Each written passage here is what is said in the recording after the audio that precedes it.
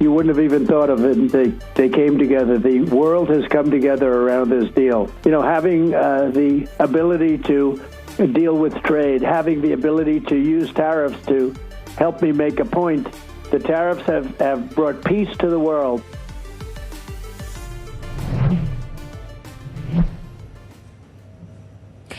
That was President Trump there speaking to Fox News about the latest Israel-Hamas peace plan, and he earlier touted the deal on his Truth Social account, saying all hostages will be released very soon and Israel will withdraw its troops to an agreed-upon line.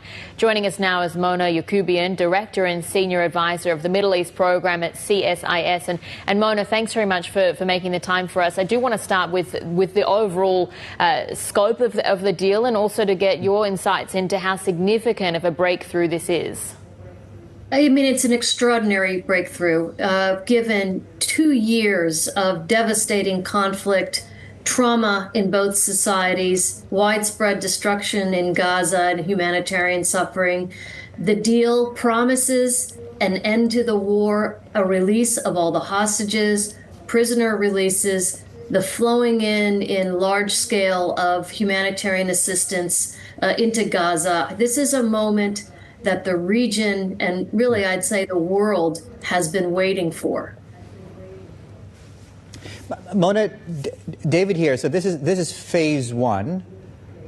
What do you think should be in phase two?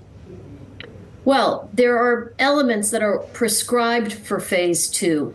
I think what's key, and this is where there could well be snags, is the disarming of Hamas. The plan calls for the demilitarization of Gaza, the destruction of all the military terror infrastructure, so the tunnels, etc.